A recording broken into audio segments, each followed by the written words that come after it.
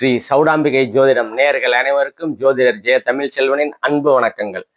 இப்ப கார்த்திகை மாதத்திற்கு உண்டான பொது பலன்களை நம்ம பார்ப்போம். கார்த்திகை மாதம் அப்படின்னா என்ன சிறப்பு அப்படின்னா, திருக்கார்த்திகை தீபம் திருவண்ணாமலையில தீபம் ஏத்துறது ஒரு தனி சிறப்பு.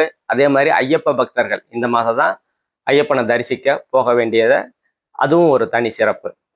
இப்ப பொதுவா என்ன என்ன அப்படின்னா, இப்ப எப்பப்பெல்லாம் ஜாதகம் ஒருத்தர் பார்ப்பாரு அப்படின்னா, குழந்தை, அதாவது ஒரு குழந்தை பிறகுதுன்னா 10 வயசு வரைக்கும் யாரும் மேக்சிமம் ஜாதகம் பார்க்க மாட்டாங்க. எப்போ பார்ப்பாங்கன்னா, அந்த குழந்தைக்கு ஏதாவது உடல் உபாதைகள் ஏதாவது இருந்ததுன்னா பார்ப்பாங்க. அதுக்கு பிற்பாடு எப்போ பார்ப்பாங்க, 10 டு ஒரு 20 வயசுக்குள்ளேனா அந்த குழந்தை நல்லா படிக்கிறாங்களா, இல்லை படிக்கலையா, அவங்க என்ன படிச்சா எப்படி வருவாங்க, அதாவது எந்த கிரகம் சுபத்துவமா இருக்குதோ அந்த கிரகத்தோட எண்ணங்களும் தொழில்களும் அமையும்னு சொல்லுவோம். அதே மாதிரி எந்த பேஸ்ல படிச்சா அவங்க நல்ல உயரத்துக்கு போவாங்க, அதாவது நல்ல வேலை கிடைத்து நல்ல ஒரு திருமண வாழ்க்கை அமையும் அப்படின்ற மாதிரிலாம் கரெக்டா தெளிவா பார்க்க முடியும். அதே மாதிரி திருமணத்தை பொருத்தம் வந்து தெளிவா இந்த நட்சத்திர பொருத்தம் இல்லாம கட்ட பொருத்தம், தசாபுக்தி பொருத்தம், அந்த மாதிரி தெளிவான ஒரு திருமண பொருத்தத்தை நம்மளால பார்க்க முடியும்.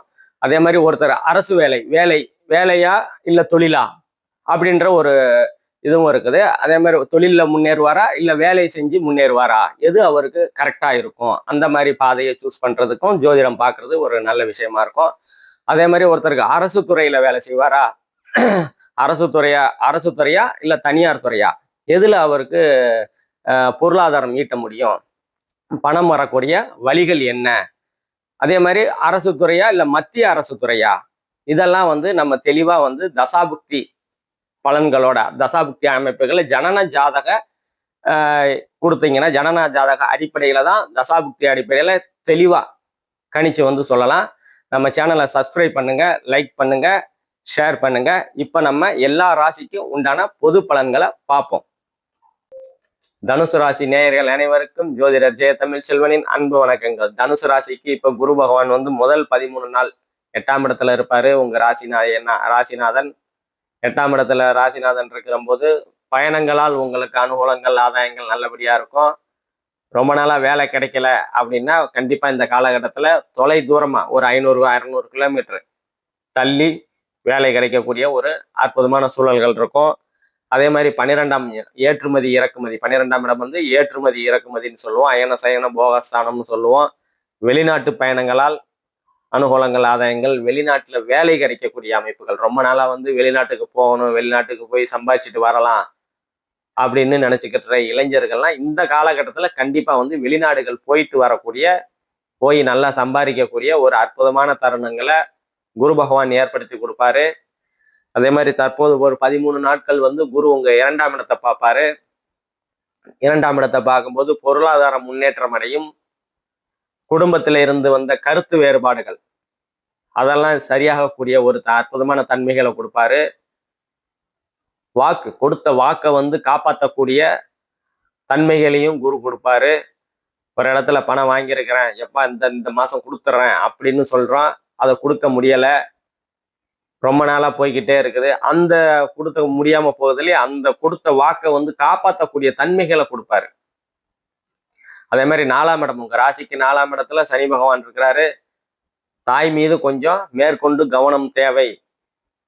தாயார் உடல்நிலையில கொஞ்சம் கவனம் தேவை.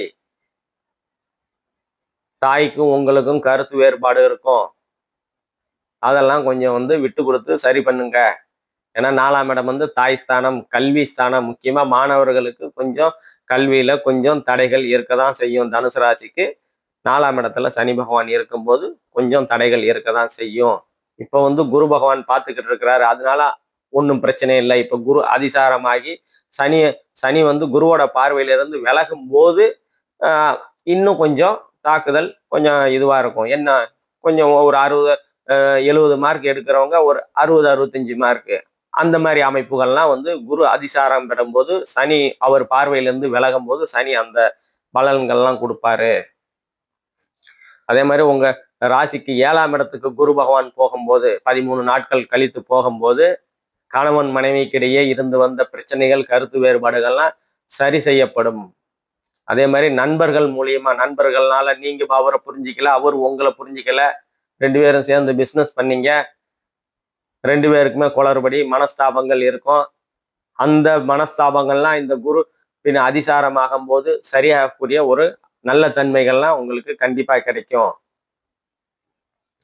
அதே மாதிரி தொழில் ஸ்தானம், தனுசு ராசிக்கு 10ஆம் இடத்தை சனி பகவான் பார்க்கிறாரு. இந்த காலகட்டத்துல தொழில்கள் கொஞ்சம் டல்லா தான் போகும். தொழில்கள்ல மேற்கொண்டு எதுவும் முதலீடு போடாதீங்க, கொஞ்சம் வெயிட் பண்ணுங்க. தொழில் ஏதாவது தொடங்கணும்னா முக்கியமா ஜனனகால ஜாதகத்தை பார்த்துட்டு கண்டிப்பா சொல்லுங்க. ஏன்னா யோக தசைகள் நடந்துச்சுன்னா ஓரளவு பரவாயில்லை. அவயோக தசைகள் நடந்துச்சுன்னா சனியோட 10ஆம் பார்வை பார்க்கும்போது தொழில்கள் சரிவு ஏற்படும்.